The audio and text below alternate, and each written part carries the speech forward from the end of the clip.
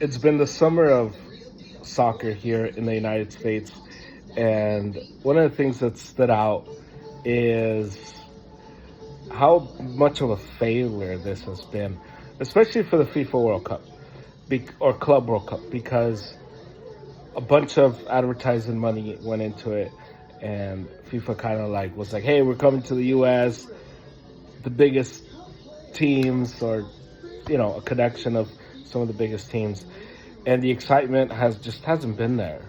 And there was a report that came out that over 1 million seats have been emptied in the different games across the tournament. And I think a lot of it has to do with the fact that we just don't care about soccer like that here in the United States. I mean, I do. I love the sport, but shout out to Manchester United. But at large, just people don't care for it like that. And so unless you're going to get the top of the top, right? Unless you're going to get these premier matchups constantly in this tournament, people just are not going to care. At least not here in the U.S., especially when you have them during the day, during the time where people are working. It's just not going to have the same impact and the same hype that it would have, honestly, anywhere else in the world. Anywhere else in the world, these games would be packed and sold out because soccer is just that huge there. And so it's been one of those things where FIFA has added more games because every league in the world is adding more games. NBA, NFL, everybody's just trying to add more games. And a lot of it is because people just want more money, and more product means more money. But it doesn't necessarily mean better quality.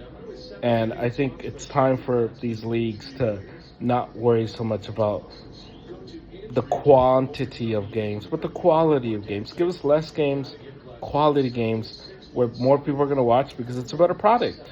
It's what we have in the NBA right now. The problem with the NBA is there's too many games.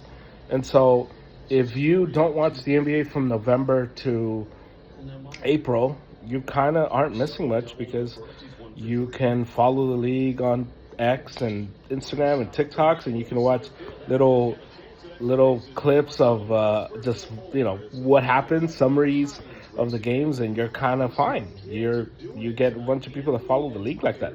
You get analysts who don't watch games and just kind of follow along by the 12-minute YouTube videos that you can watch on the recap of the games. So the FIFA World Cup has been a colossal failure, just from the standpoint of getting people excited, getting people in stadiums, and just the excitement of what FIFA thought it was going to be. And a lot of it is because it's in the wrong location, I think.